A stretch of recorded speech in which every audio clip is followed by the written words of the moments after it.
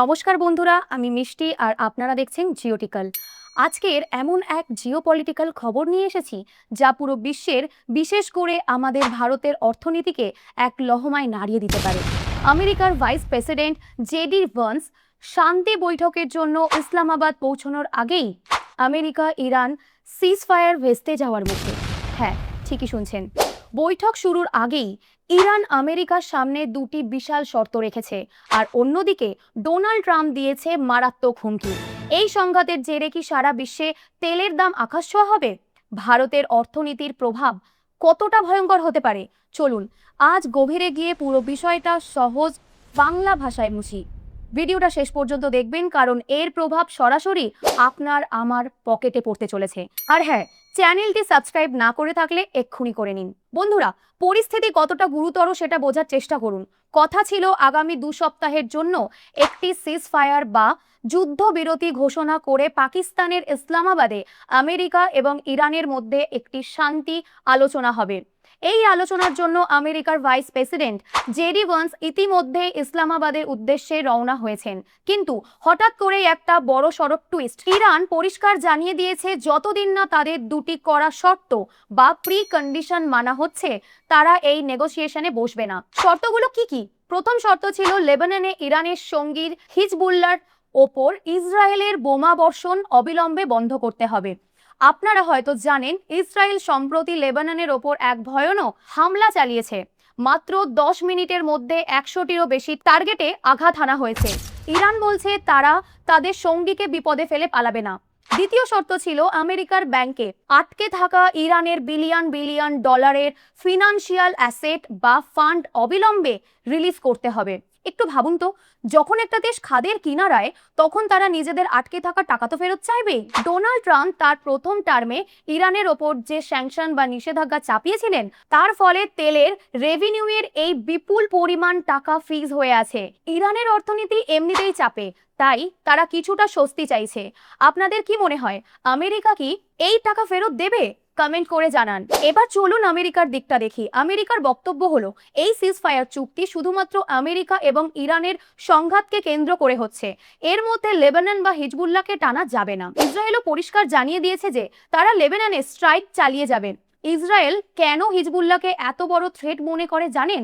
কারণ ইসরায়েল আর লেবাননের বর্ডারে কোনো বাফার জোন নেই।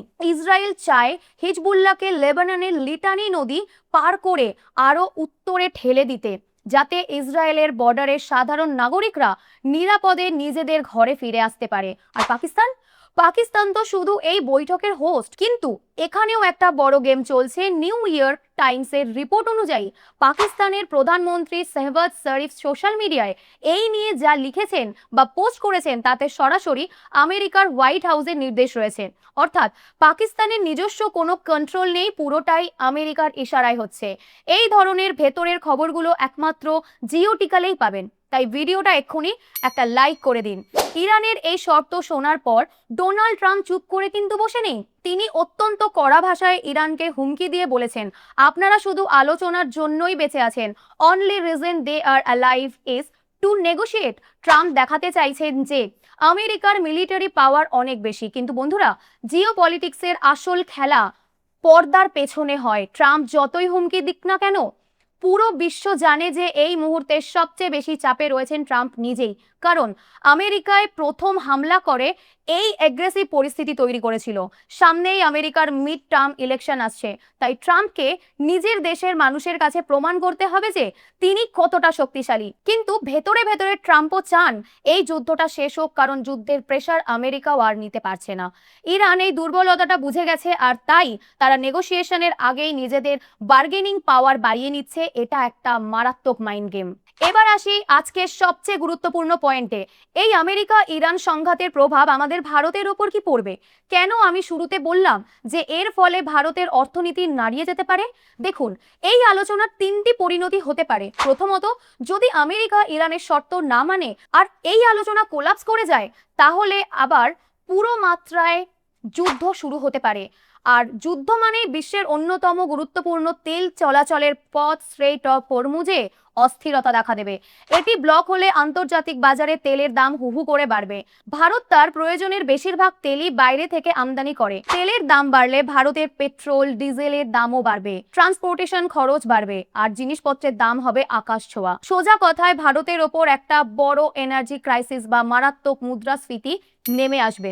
দ্বিতীয়ত, যদি কিছু শর্ত মেনে নিয়ে আংশিক চুক্তি হয় তাহলে সাময়িক শান্তি আসবে, কিন্তু লং টার্মে এটা অনিশ্চয়তা থেকেই যাবে। থার্ড হচ্ছে, যদি মেজর ডিপ্লোম্যাটিক ব্রেক থ্রু হয় আর যুদ্ধ পুরোপুরি থেমে যায়, তবে সেটাই হবে বিশ্বের জন্য এবং ভারতের অর্থনীতির জন্য সবচেয়ে লাভজনক। কিন্তু বর্তমান পরিস্থিতিতে এর সম্ভাবনা খুব কম বলে মনে হচ্ছে। তাই একজন ভারতীয় হিসেবে আমাদের সবার প্রার্থনা করা উচিত যাতে এই সিজ ফায়ার সফল হয়, কারণ দুই বড় দেশের ইগোর লড়াইয়ে ক্ষতি হচ্ছে সাধারণ মানুষের। সব শেষে এটাই বলবো, পুরো পৃথিবী আজ তাকিয়ে আছে পাকিস্তানের ইসলামাবাদের দিকে।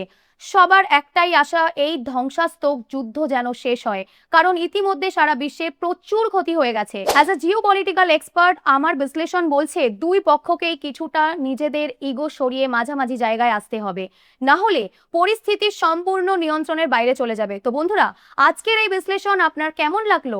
ডোনাল্ড ট্রাম্প কি ইরানের এই কড়া শর্তগুলো মেনে নেবে, নাকি আমরা আরেকটা বিশ্বযুদ্ধের দিকে এগিয়ে যাচ্ছি?